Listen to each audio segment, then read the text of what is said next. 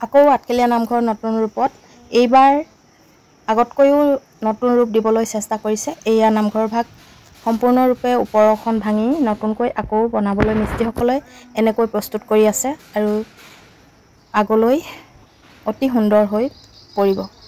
আগতে কি কৰিছে?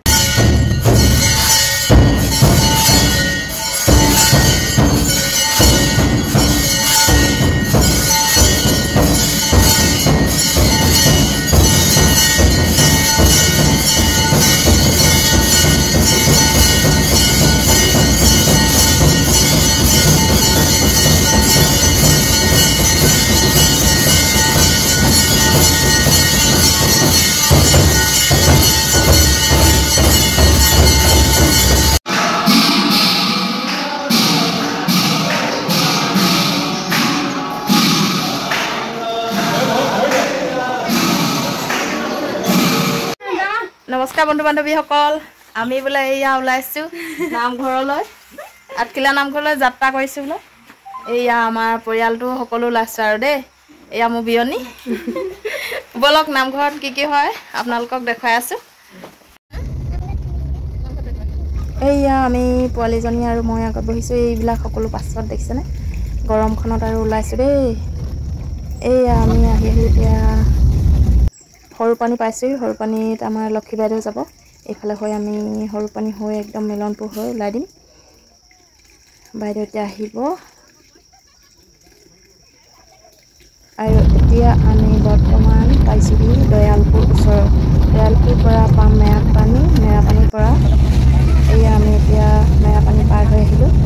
মেৰাপানী পাৰ হৈ ইতিমধ্যে আমি কমাৰী গুৰি পাওঁ হ'লোঁ, মজগুৰি পাৰ হ'লোঁ। এয়া দেখিছেনে? আমাৰ আচলতে ৰাস্তাটো বহুত দীঘলীয়া, কমেও 1.5 ঘণ্টা সময় লয়। 1.5 ঘণ্টা অন্তৰতহে আমি নামঘৰ পামগৈ। এয়া আমি এতিয়া মেৰা দলং পালোঁহি। মেৰা দলং পাৰ হৈ আমি গৰঙা হৈ সোমাম। আপোনালোকক দেখাইছোঁ, ব'লকচোন।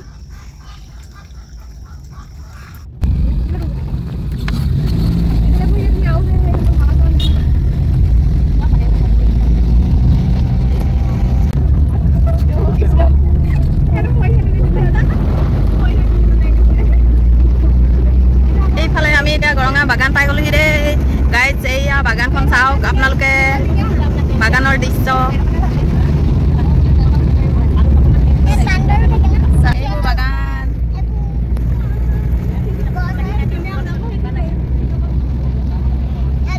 আমাৰ গোলাঘাটৰ দৃশ্য দেখিছেনে? অসমৰ গৌৰৱ চাহ বাগান।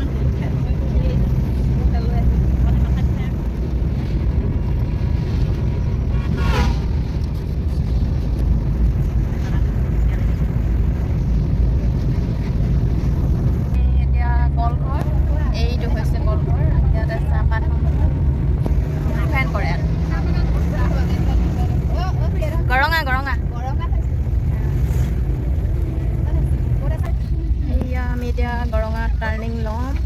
এইফালে হৈছে গোলাঘাট যাব আৰু এইফালে বৰহুলা, তিতাবৰ, যোৰহাট আৰু আমি মাজৰ ৰাস্তাইদি সোমাই দিম আঠখেলীয়া।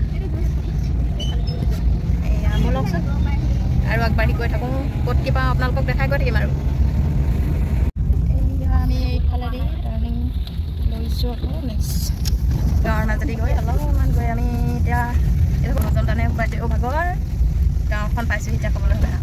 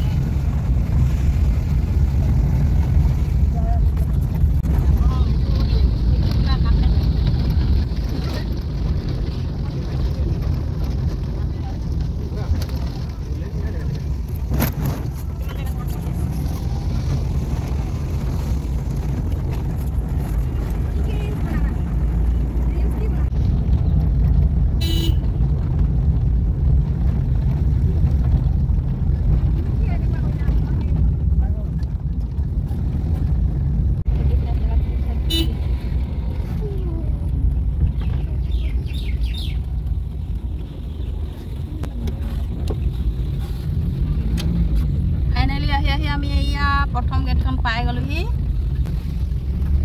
আৰু বলক এতিয়া আঠখেলীয়া নামঘৰ চৌহদটো আপোনালোকক দেখুৱাবলৈ গৈ আছোঁ। এয়া দেখিছে দুই কাষেদি কৃষ্ণচূড়া, কি সুন্দৰ পৰিৱেশ ফুলি আছে এতিয়া বৰ্তমান।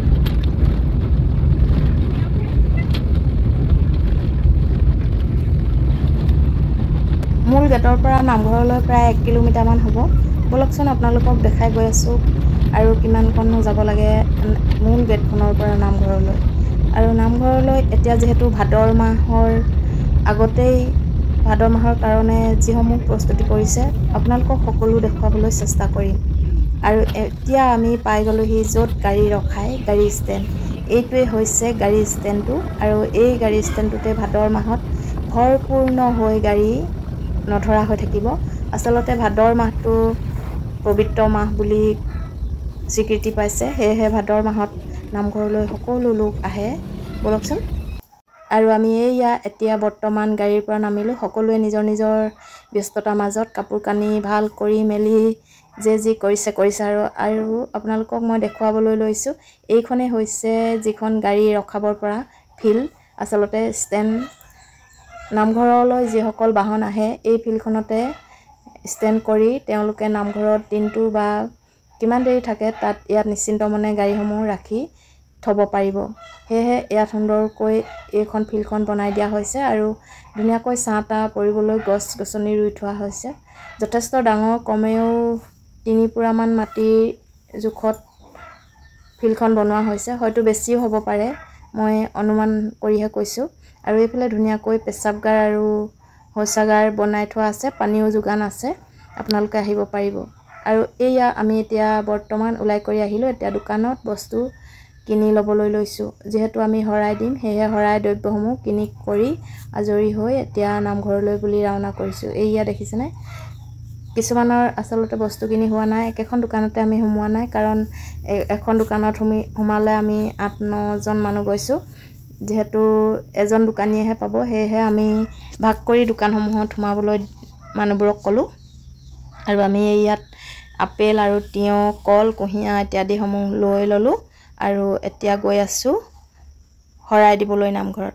শৰাই দি আৰু চাকি বন্তি জ্বলাই তাৰ পাছৰ দৃশ্যখিনি আপোনালোকক মই দেখুৱাবলৈ চেষ্টা কৰিম। ভাল লাগিলে আপোনালোকে লাইক, কমেণ্ট, শ্বেয়াৰ কৰিবলৈ নাপাহৰিব। এয়া দেখিছেনে, আমি এতিয়া খোজকাঢ়ি গৈ আছোঁ আৰু এইবোৰ কাষৰ মাটিবোৰ খালী হৈ আছে দেখিছেনে। ভাদৰ মাহত এতিয়া যিহেতু ভাদৰ মাহ আহি আছে, এইসমূহত দোকানে ভৰ্তি হৈ যাব।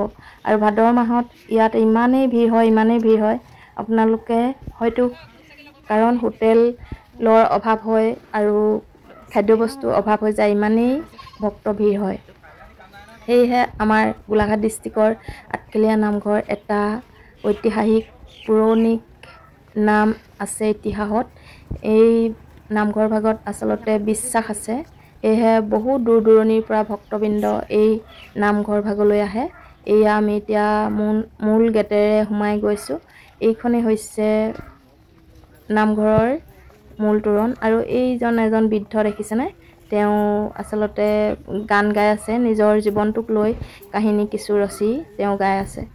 আৰু অতি দুখ লগাৰ কথা, এয়া দেখিছেনে কি সুন্দৰকৈ দুয়ো কাষে গছপুলি ৰুই তাৰ মাজেৰে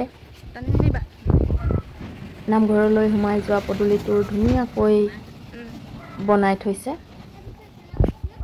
এয়া চাওকচোন, মনোমোহা দৃশ্য। সঁচাকৈ ইয়ালৈ আহিলে মন প্ৰাণ সকলো বৈকুণ্ঠৰ পুৰি থকাৰ নিচিনা লাগে। সেয়েহে আপোনালোকক কৈছোঁ যে আপোনালোকে যদি মন কৰে নিশ্চয় এবাৰ আহি আঠখেলীয়া নামঘৰলৈ নাই অহা যদি আহিব। এয়া হৈছে বন্তি প্ৰজ্বলন গৃহ। এই গৃহভাগত বন্তি প্ৰজ্বলন কৰে, কিন্তু এতিয়া এটা বিশেষ কথা হৈ আছে, নতুন নামঘৰ ভাগ পুনৰ নিৰ্মিত কৰি আছে।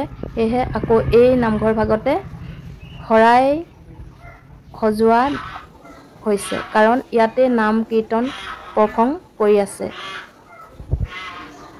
এয়া দেখিছেনে, আমি শৰাইৰ দ্ৰব্যসমূহ ইয়াত দিবলৈ ল'লোঁ আৰু দি কৰি আমি এতিয়া চাকি জ্বলাবলৈ গৈছোঁ। এয়া আমি এইফালে গৈ চাকি জ্বলাবলৈ গৈছোঁ। সকলোৱে চাকি বন্তি জ্বলাই তাৰ পিছৰ দৃশ্যখিনি আপোনালোকক দেখুৱাই আছোঁ।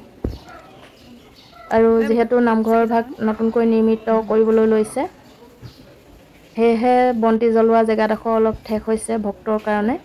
এয়া দেখিছেনে বন্তি আমি জ্বলালোঁ আৰু আমাৰ আগত যথেষ্ট মানুহ আহিলে এয়া বন্তিসমূহ বহু জেগা আৱৰি ল'লে আৰু এনেকৈ ধূপ চাকি নিজৰ মনৰ আশা কামনা কৰে। আৰু এই গছ হৈছে বৰ চাকি গছ। ইয়াতো মই অকণমান তেল ঢালি দিলোঁ যিহেতু চাকি জ্বলাই থাকি যোৱা তেলকণ মই প্ৰত্যেকবাৰে এই বন্তি গছতে ঢালি থৈ আহোঁ আৰু বাকীসকলেও এয়া বন্তি জ্বলাই আছে। আৰু এইফালে বন্তি জ্বলাই কৰি আহি মোৰ ভাগিন ছোৱালী এজনী লগ পালোঁ। আচলতে মোৰ বাইদেউ ছোৱালী, মামাৰ ছোৱালী মোৰ ভাগিন হয় এইজনী, আৰু এইজনে হৈছে ভাগিন জোঁৱাই। লগ পাই কথা বতৰা পাতিলোঁ আৰু অলপমান। আৰু এই পোৱালিটো আহিছে ভাগিনহঁতৰ ঘৰৰ ওচৰৰ। আৰু এতিয়া আমি নামত সেৱা ল'বলৈ যিহেতু বহি আছোঁ, নামৰ সেৱাভাগ লৈ আকৌ আমি যিভাগ আগৰ নতুন আচলতে নামঘৰ বনাইছিলে সেই নামঘৰ ভাগ আপোনালোকক দেখুৱাবলৈ যাম। তাতনো কি কি কৰি আছে, কেনেকৈ আকৌ নিৰ্মাণ কৰিবলৈ লৈছে বা কি কি ভাঙিলে তাকে দেখুৱাবলৈ যাম। এয়া আমি এতিয়া নামৰ সেৱাভাগ লৈ আছোঁ।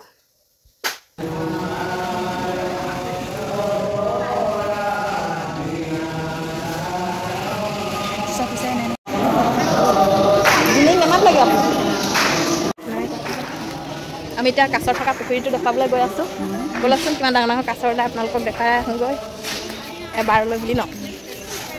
চোপা যদি খহি পৰে লাগে ন।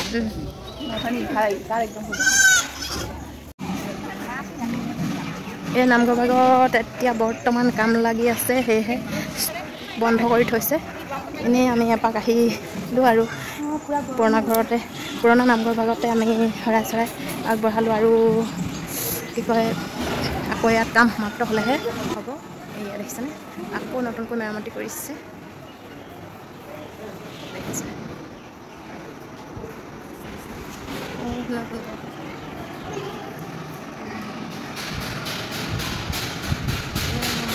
ভাদৰ মাহ পোৱাৰ আগে আগে যিহেতু এই নামঘৰ ভাগ আকৌ পুনৰ ইয়াত নাম প্ৰসংগ বা এই নামঘৰ ভাগ জীৱিত কৰিব, সেয়েহে মিস্ত্ৰীসমূহে পুনৰ কামত লাগি আছে। এয়া দেখিছেনে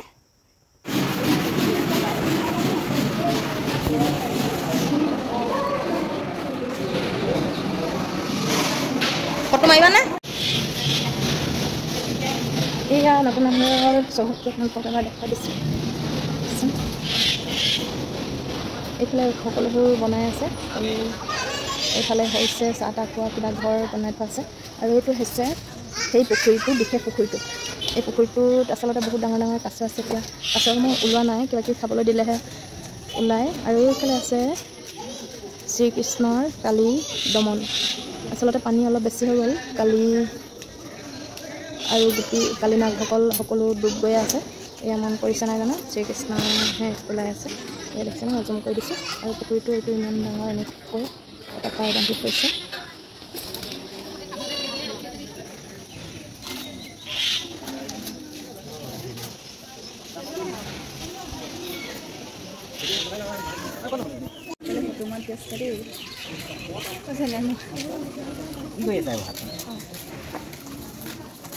আনিবা নেকি?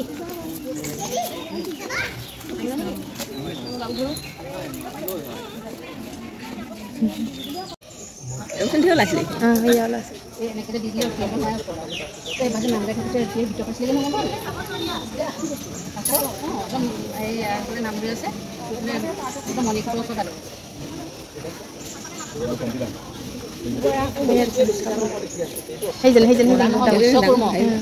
সেইজনীয়ে উঠি গৈছিলে চাগে।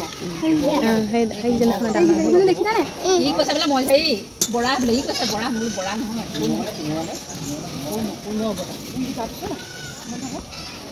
গাটো ক'ৰবাত মুখখন ক'ৰবাত গাটো ক'ৰবাত দেখিছে। চাই চাই দেখিছে সেইটো ওলাই ঠিক নহ'লে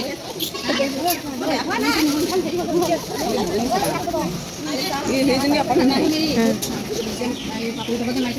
হেৰি দেখাত কি হেৰি পোৱালীয়ে কণী পাৰিবনে হেৰি বালি দি দিয়ে কাছে কণী পাই বালি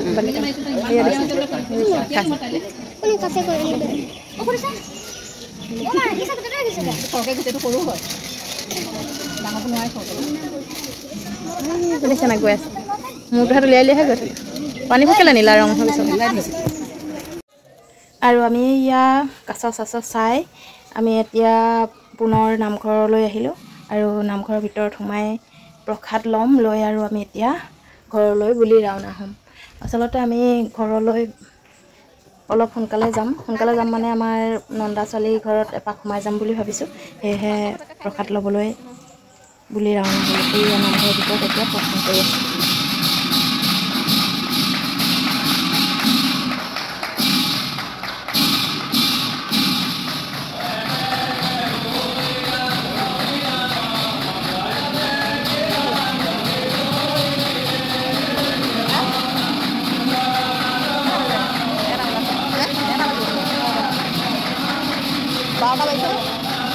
বাৰটা বজাই নাই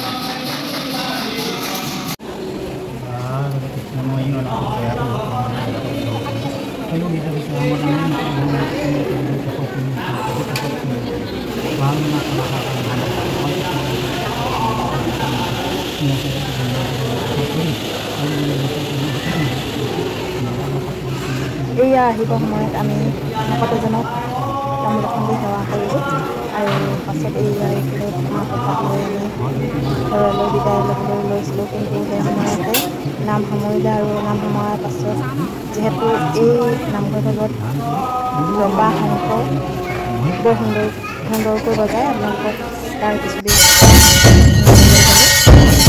জানো দবাৰ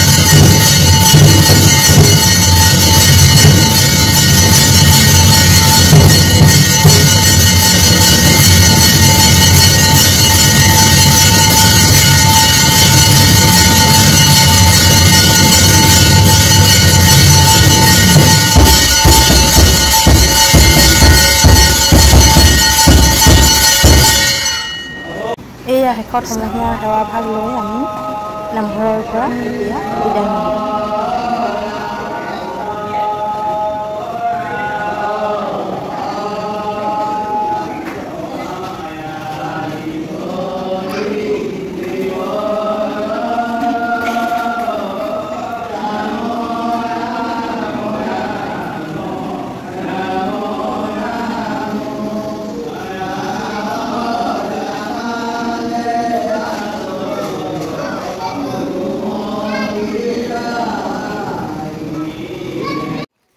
আমি নামঘৰৰ পৰা এতিয়া ঘৰলৈ বুলি ৰাওনা কৰিলোঁ আৰু এইয়া দেখিছেনে এতিয়া সময় প্ৰায় 1টা বাজিছে 1টা বজালৈকে ভক্তপ্ৰাণ বৈষ্ণৱসকল নামঘৰলৈ আহিয়ে আছে আৰু দূৰ দূৰণিৰ পৰা যিহেতু আহোঁতে অলপ দেৰি হয় সেয়েহে তেওঁলোকৰ হয়তো অলপ দূৰ চাগৈ এতিয়া আহি পাইছেহি ইতিমধ্যে নাম সামৰিলে তথাপিতো ধৰ্ম জেগালৈ আহিছে যেতিয়া দেৰিকৈ হ'লেও পাইছেহি আৰু এইয়া আমি এতিয়া নামঘৰৰ পৰা একেবাৰে ওলাই আহিলোঁ আৰু ঘূৰি নাযাওঁ আৰু দুবাৰমান আমি এনেই ঘূৰা পকা কৰি ওলোৱা সোমোৱা কৰিলোঁ এইসমূহ দোকানসমূহ ইয়াতে ধুনীয়াকৈ মেলা চিষ্টেমত দোকানসমূহ দৈনিক এনেকৈ থাকে আৰু ইয়াত বহুত ধৰণৰ সামগ্ৰী পোৱা যায় সকলো ধৰণৰ বয় বস্তু পোৱা যায় আৰু এতিয়া আমি ইয়াতে চাহ অকণ খাওঁ বুলি হোটেলত সোমালোঁ এয়া সকলোৱে চাহ খাবলৈ বহিলোঁ। এইয়া চাহ খাবলৈ বহোঁতে মই অকণমান ভিডিঅ' কৰিলোঁ আৰু তেল এতিয়া ভাদ মাহৰ কাৰণে সম্পূৰ্ণ প্ৰস্তুতি কৰি দিছে।